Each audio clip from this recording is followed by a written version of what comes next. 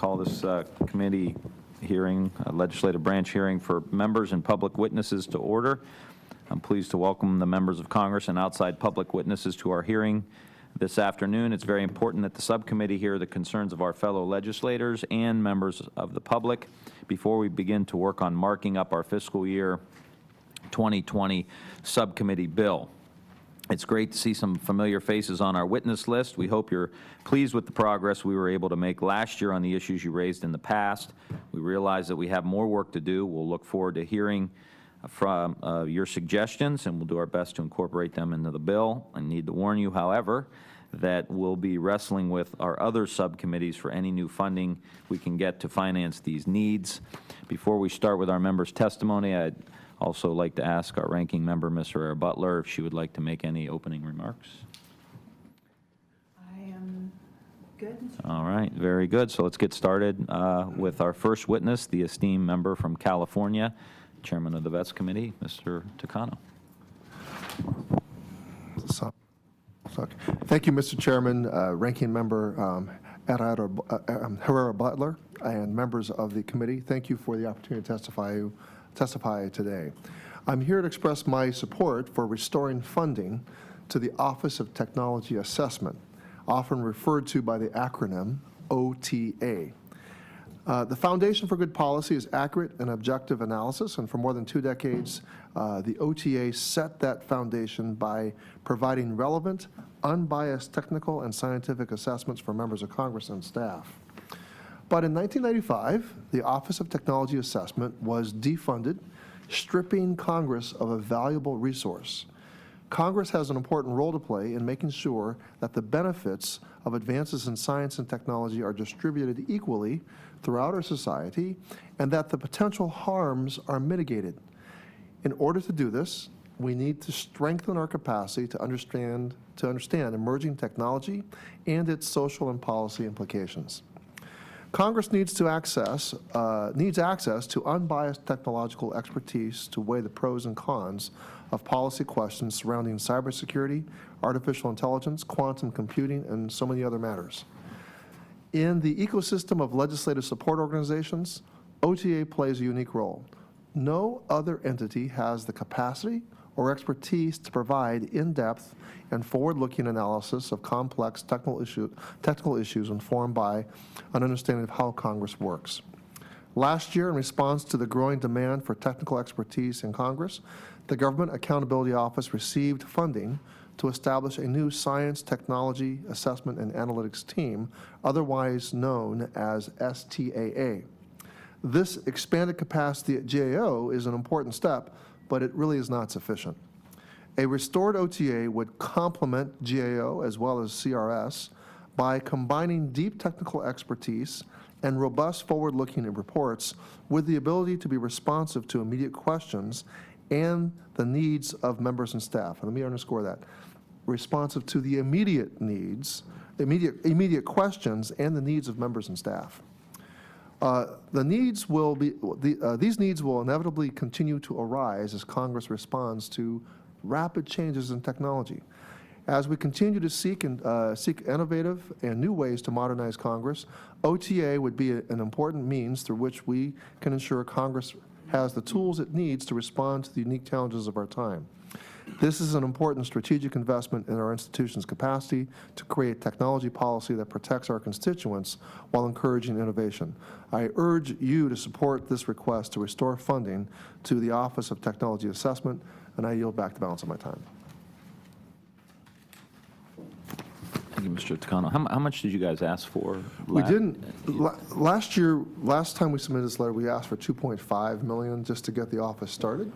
We ultimately think that it's going to take up to $35 million to fully staff out the office to give it a comparable capacity. But it doesn't have to all come at once. It could be, you could ramp it up over time. But I think, and we're going to need to build credibility and confidence, you know, in this office, a non-partisan, disinterested group of analysts that give Congress advice. So we need time to build it up. Give us just an example of a member. I've got an issue. What would the top two issues be that I would need to make this call and ask for? Well, okay, so I think a common, so a lot of members are saying, well, we funded the GAO, and why isn't that enough? Well, have you ever gotten a GAO report done? I mean, in your experience? I mean, it's a process, right? And then GAO is really set up to be an independent accounting. They originally had an accountability office, an accounting office, and they're kind of like the government CPAs that do stuff. They come in and look at whether an agency is doing well. But to get a GAO study, there's a lot of hoops you got to jump through. You got to get a bipartisan letter and hopefully significant members of Congress to sign on the letter. And then GAO makes it, and then they do whatever they want. Mm-hmm. We need something more immediate and more accessible. And I'll give you an example. The San Bernardino shootings, you might remember those San Bernardino shootings. They happened really close to my district. I had one of the perpetrators actually went to my high school many years after I did, but he was one of the shooters. The FBI got a hold of the iPhones. The federal magistrate judge was ordering those iPhones to be unlocked. They wanted an Apple engineer to unlock those phones. Apple was saying, no, we don't want to do this for a variety of reasons. And eventually, but this was never resolved. It got kicked down the road. But the policy decision for Congress was, are we going to make technology firms unlock the phones or produce backdoor entries at the behest of the FBI? I mean, is that going to be what our policy is? And so you see the privacy concerns, the civil liberties issues. Is this even possible? Could Apple devise a phone that technically couldn't be backdoored? My thing is we have, as members of Congress, we have an interest in figuring out what the truth is. Do we believe the FBI? Do we believe Apple? To fairly immediately. I mean, How about within CRS? That's a good question. Well, my thing is, would you combine, say, the Congressional Budget Office into the CRS? I mean, they kind of both. I mean, the CRS I think of as a very specific agency. If I need, They give legislative.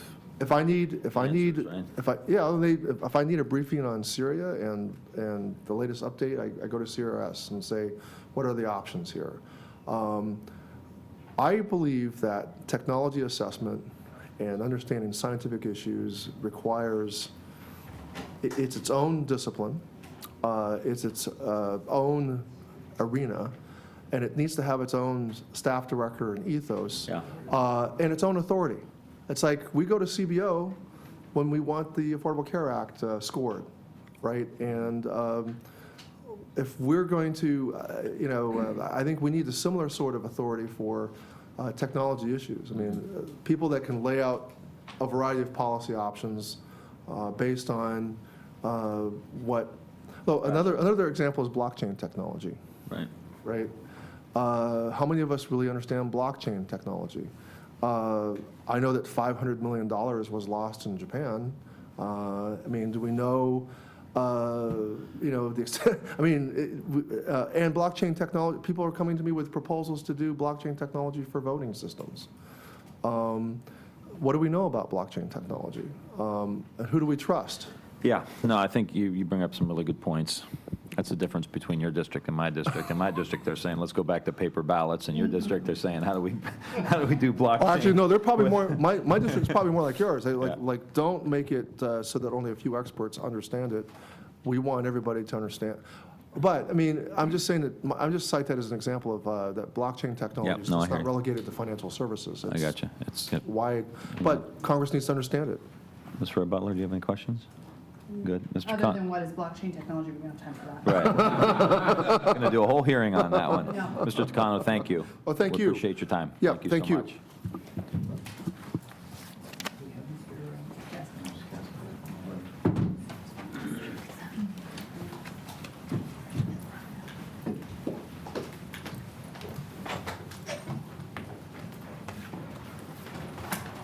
Congressman Caston from the great state of Illinois. The floor is yours. Thank you very much. Thank you, Chairman Ryan. Thank you, Ranking Member Herrera Butler. Nice to meet you both. And I want to thank Mr. Takano for his leadership on this one. This has been near and dear to me for a long time, and I'm pretty sure I'm the only freshman member of Congress who made a campaign pledge to restore the OTA. Well, that's convincing. I'm sure it drove my election, and that's a true story. So, this one is sort of oddly personal to me. That when somebody asked me once, "How do you become a politician?" I said, "Well, first you get a degree in chemical engineering. That's the path that I took." And '98, I got out of grad school, had a master's in chemical engineering.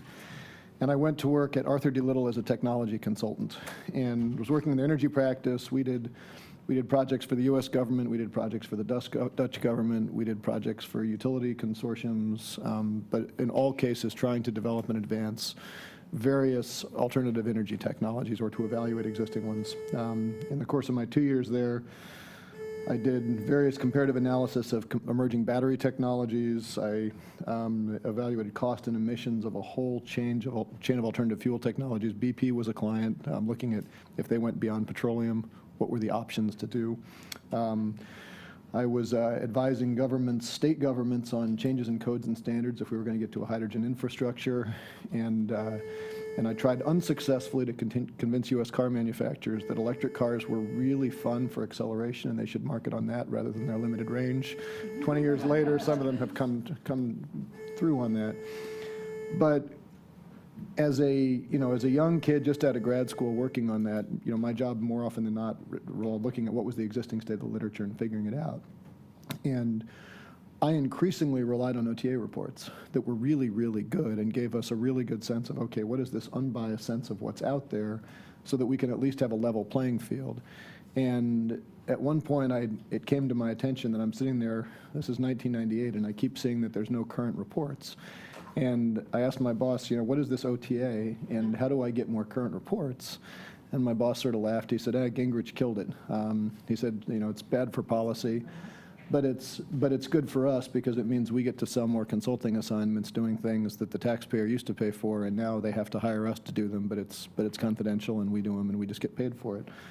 And we sort of joked about it, but it sort of stuck in my head of here we were now going forward, trying to figure out what happens. And, so OTA was enacted in '72. I think their mission was to provide early indications of the probable beneficial and adverse impacts, the applications of technology, to develop other coordinated information which may assist the Congress. I think did a pretty good job of that, and I can speak from experience. I now have, a good friend of mine who I worked with at the time who now works for Cummins, and I said, what are you working on? He said, we're looking at developments in hydrogen and fuel cell technology. And he went through what he was working on, and I said, this is the same stuff we were doing 20 years ago. But the collective knowledge has fallen short because now the knowledge is done in these pockets that don't get shared. And there were things that we knew and objective questions that could be asked that are now no longer part of the collective wisdom, if you will. And I would submit to you that that has had the practical impact of making us dumber as a nation. It's caused a lot of people to duplicate effort that they shouldn't otherwise duplicate. And there's really nothing else there's no agency that does that. I look now as a freshman member who, I got a degree in chemical engineering. I'm not an expert in everything, but I claim some expertise in energy issues. And so I said, all right, well, can CRS fill this gap? They really don't. CRS will opine of what other people have said, and this is the nature of it, but CRS isn't really set up to say, what are the thermodynamic constraints of a hydrogen infrastructure? Has biomass gasification technology advanced? Does it continue to advance, or is it basically stuck where it was and can't go any farther? What are the limitations to getting away from fossil fuels in the airline industry? Those are objective questions. But CRS isn't set up to answer them very well, and they don't really have the tools to do that. And OTA did, and we relied on that. And you obviously know this better than we do. So you obviously know this better than we do. So CRS is a group of experts. We go to them, and we have a certain question, and they send it to the experts in CRS, wherever they are, whatever their expertise is in. So from a on-the-ground standpoint. So there aren't experts at CRS that can handle this, is what you guys are saying. So the sense I have from CRS in areas that I understand, so there's a whole series, the issues Mr. Takano was talking about, I can only extrapolate into there, but my CRS is exceptional at saying this is what the Energy Information Administration says about issue X. This is what public information is out there. They really don't have the horsepower, the skills, or the resources to do more sort of synthesis, if you will. And as a direct example of that, they were briefing all of us freshmen, and they put this chart up that said, going forward over the next 50 years, here's what the mix of fossil and renewable energy is going to be on the grid. And a lot of my colleagues got pretty angry at that presentation because it basically said that over 50 years there's going to be no meaningful increase.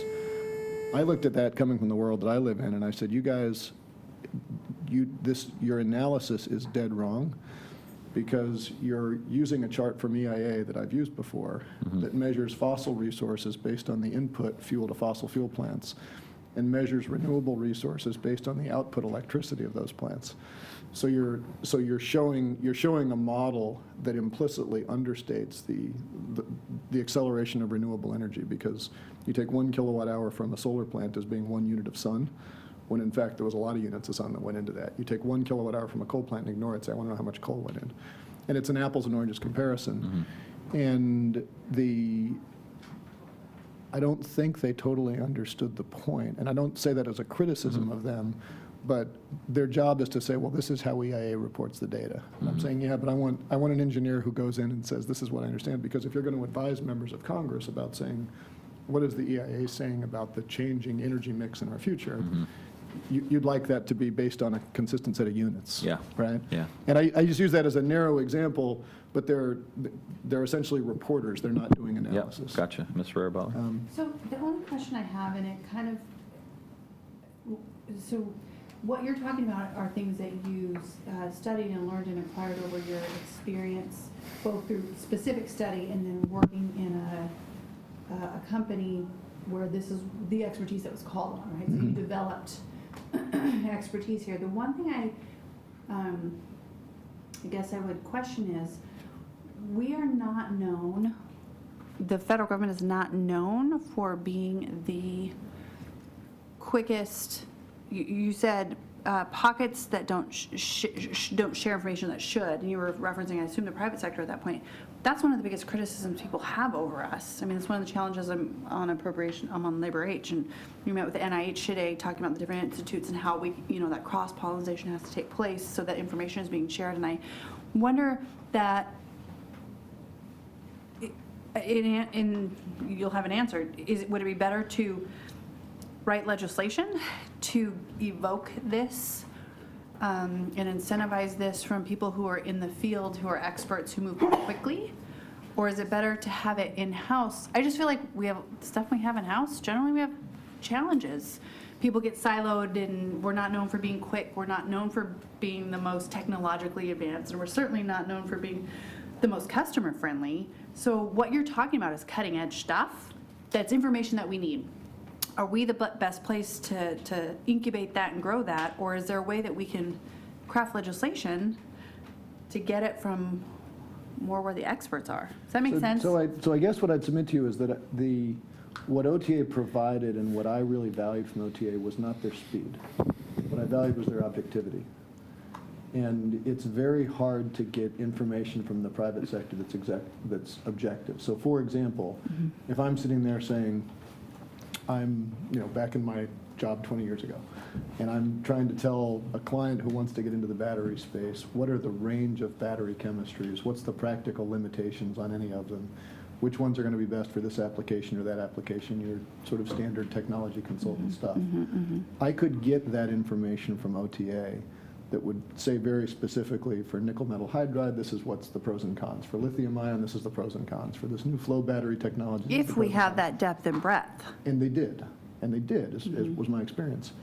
If, on the other hand, I go to get that from the private sector, Oh, there's gonna be Anybody who's, nuances. Yep. no, but anybody who's got money tied up in one of those Yep. technologies is going to give you a less than complete view of their competitive Well, technologies, right? They're not all dishonest. I have found that if you can ask the question, look, you want to sell me something or push me in a direction, but, you know, some of that is that's just the marketplace. I guess my question is, do you really think we can, you said it was 20 years ago you were in this role? Yeah, yeah. And you were getting good information from OTA? I guess I just don't know how soon we can ramp up that kind of expertise to make it worth it. Well, I guess what I'd submit is that the people who do that analysis, they all exist. It was my job was to sort of fill a gap that was there. In another world, maybe I would have worked for OTA, but there are people who know how to do that. And the challenge is that in the absence of that, you have, the cost is massive because of the inefficiencies from people reinventing the wheel. I think there are a whole lot of technologies that we are focusing on. We as Congress are making decisions to invest in research programs where I could look back to things I did 20 years ago and I can say, I know that's a dead end. I know it's a dead end for practical thermodynamic reasons, and I may have the experience there to say that, and maybe I can be a forceful advocate, but the list of things I don't know is much larger than the list of things I know, right? No, I get, I And- think the goal is the pursuit of the information, and Yeah. how do we get there in the most efficient, effective way? I guess my challenge is assuming that we're gonna be able to produce the most efficient, effective way. Generally what we do even with NIH, we're not the ones creating, like, we're providing the money, and they're going where the science leads.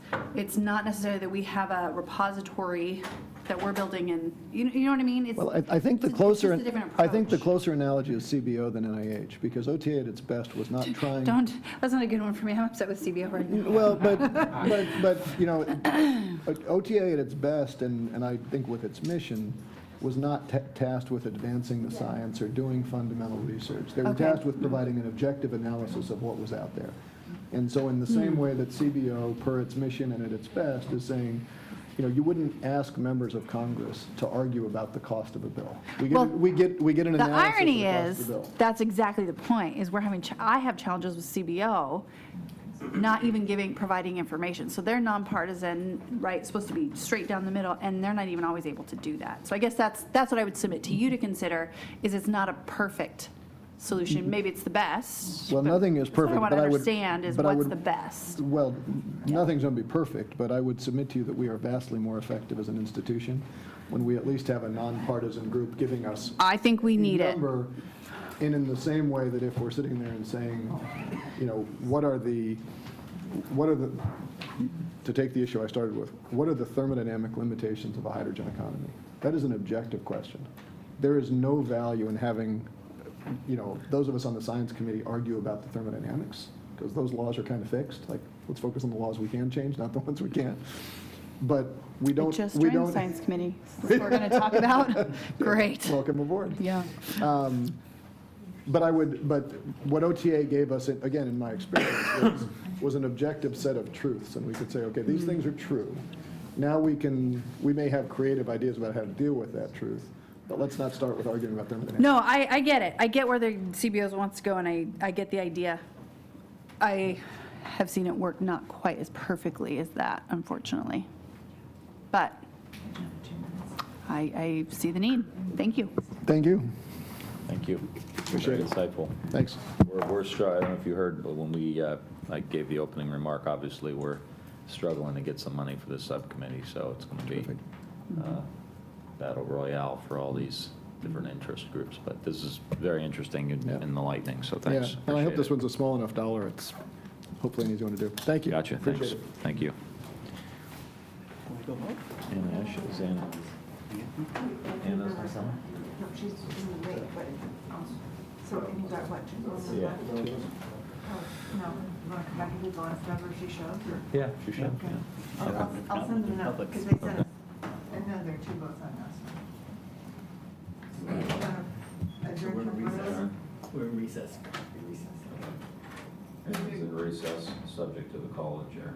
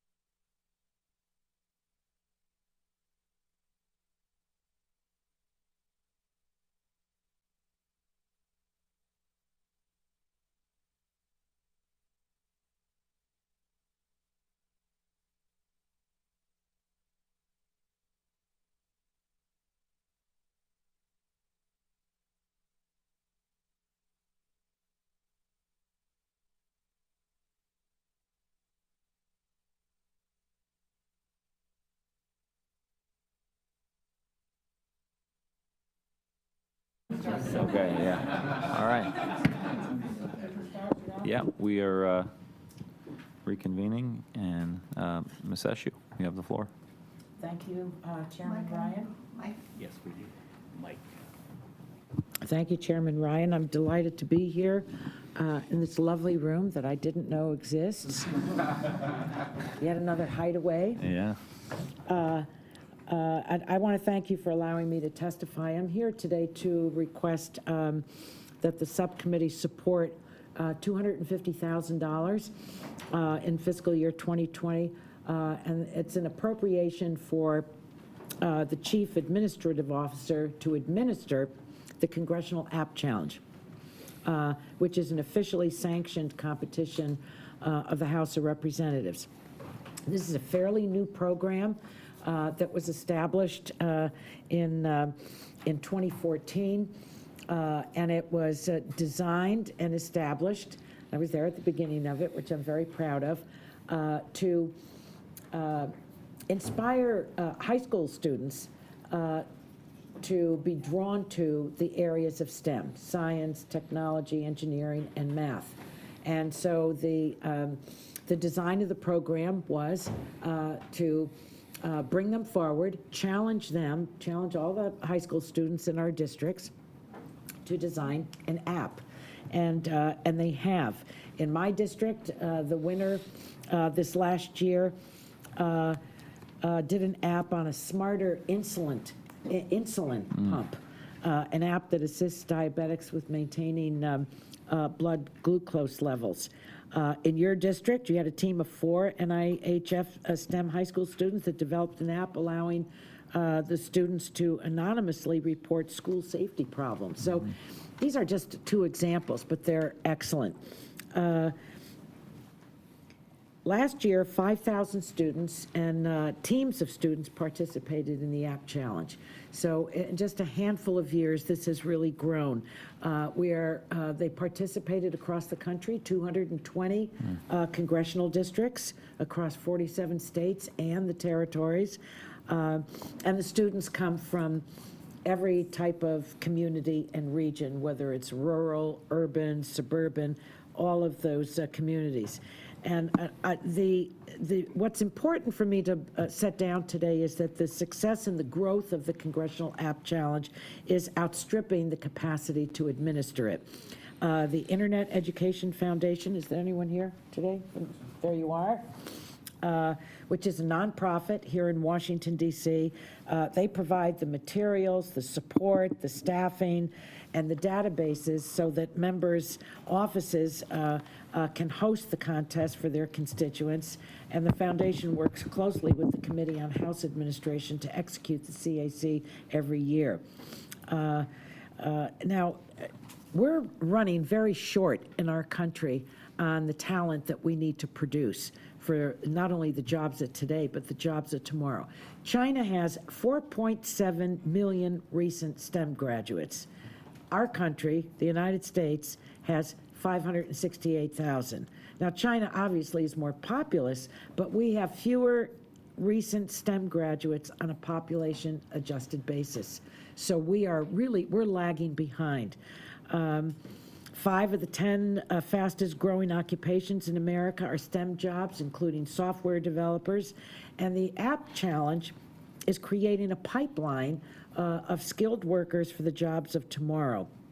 So I just want to abbreviate, leave out some points. You'll have my written testimony. I think it's important for the committee to know that appropriated funding of the CAC will not be perpetual. And I think that's important for you to know, because the App Challenge is an officially sanctioned competition that has to be sanctioned by House Administration Committee every Congress. And it's possible that maybe in a decade that apps will be an outdated form factor. I'm not here to make sure that we are on automatic pilot forever, but I think the program speaks volumes about itself, and how it has grown, how effective it is, the potential for the future with these students, and that $250,000 will go a very long way in funding for the CAO to administer the Congressional App Challenge in fiscal year 20.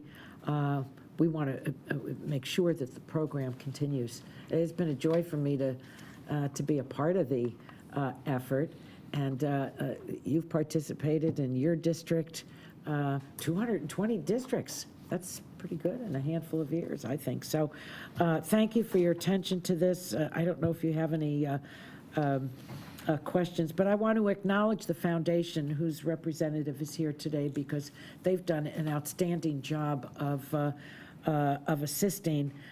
Members' offices can't start from scratch. It's really too much work for them.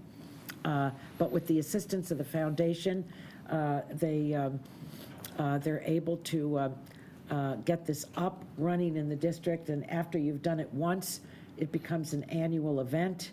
The newspapers pay attention to it, the local media, and these young people are made king, queen for a day, a week, a month, a year. It's very exciting for them to have the recognition that it is an approved congressional competition in our country. So thank you. Yeah, thank very, you. very much. This is a great program. I love it. Our kids I know love you it. do. And the idea, Northeast Ohio, Northern California, it's football, it's sports, that's the competition. And for us to inject competition into these kind of things, I think is really essential. So Wonderful. I love the program. Wonderful. Sir, do you have anything to say, Mr. Newhouse? I just add my 2 cents in support of the program as well. The kids in my district it's a growing is. thing. We do it every year, and I think it's certainly a great investment, and for all the reasons that you stated. Well, And so thank you for participating. Oh, absolutely. Yeah. It's a good, I couldn't not participate Yes, now. yeah. It's Well, I think it's been made to attract itself that way to Yeah. members, that it's something that people absolutely want to be engaged in. So And, I probably missed this, and I apologize for that, That's all right. but you're asking that we provide $250,000. $250,000. How much, what level of funding are we at now? I think that's what it is. Zero. Oh, we're at zero. Oh, my goodness, I thought we had something in it. At zero. It's 0, okay. And the reason that we're requesting it is, going back to my comments, that the success and the growth of the program is really outstripping the capacity for to administer it. And the foundation does a great deal of work, but more is needed because it's grown. And I think that this is like a rounding off point in our national budget. But, boy, does it, but Very these rounded. dollars dance. Yeah. These dollars dance. They're Yeah. really an investment in our collective future. Thank you. Thank you for your wonderful comments Thank you, about it. Anna. Thank you. You're always on the cutting edge. All right, well, off we go. Thank you, everyone. Thank you. Thank you to all the staff. Thank you to the foundation. We want to leave this? We're going to call to order we're going to adjourn members, and then we're going to call to order the public hearing, and we're going to take about a 5-minute recess, and then we'll be back with the public. And thank you for your patience. Absolutely. Thank you. Thank you. Mr. Newhouse. Thank you. Such a gentleman. Thank you. Oh, yeah, I know. I like that. I'm going to steal that.